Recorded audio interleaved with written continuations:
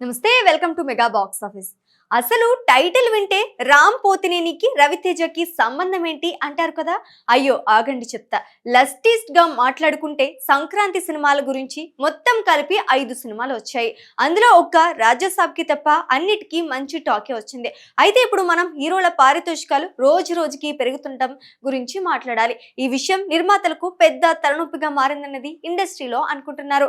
బయటికి పెద్దగా మాట్లాడకపోయినా ఈ విషయంలో చాలా మంది నిర్మాతలు లోపల అసంతృప్తిగా ఉన్నారు.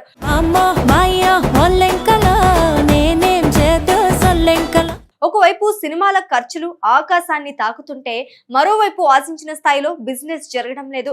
మళ్ళీ సినిమా హిట్ కాకపోతే అంతా బూడిదలో పోసిన పన్నీరే అవుతోంది కదా. అందుకే ఇప్పుడు ఒక కొత్త రూట్ కనిపెట్టారు నిర్మాతలు. హీరోలకి కూడా ఇది ఒకంత లాభదాయకమే.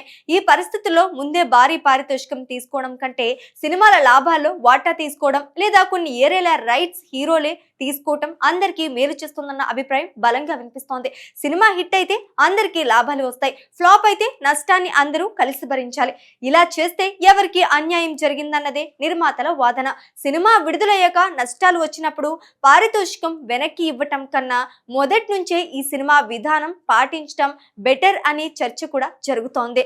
అందుకే కొంతమంది హీరోలు ఇప్పటికే ఈ మార్గాన్ని ఎంచుకుంటున్నారు. ఈ క్రమంలో యువ హీరో రామ్ కూడా ఇటీవలే ఇదే విధానాన్ని అనుసరించాడు. ఆంధ్ర కింగ్ తాలూకా సినిమాకు ఆయన పారితోషికం తీసుకోకుండా 2 ఏరియాల రైట్స్ తీసుకున్నాడు. సినిమాకు పాజిటివ్ టాక్ వచ్చిన బాక్స్ ఆఫీస్ వద్ద ఆశించిన స్థాయిలో ఫలితం రాలేదు.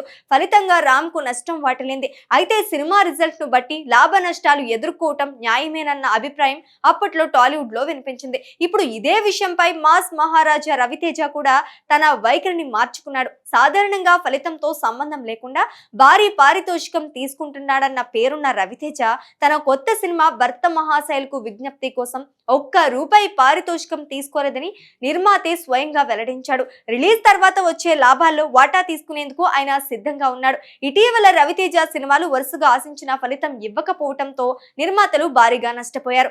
దాంతో పాటు ఆయన మార్కెట్ పైన ప్రభావం పడింది. ఇప్పుడు మళ్ళీ ఒక గట్టి సక్సెస్ ఆయనకు చాలా అవసరం. ఈ నేపథ్యంలో భర్త మహాశైలకు విజ్ఞప్తి సినిమా విషయంలో నిర్మాతకు పూర్తిగా సహకారం అందించిన రవితేజ ఈ సినిమా మంచి ఫలితం సాధిస్తుందన్న నమ్మకంతో లాభాల్లో వాటా తీసుకునే నిర్ణయం తీసుకున్నాడు.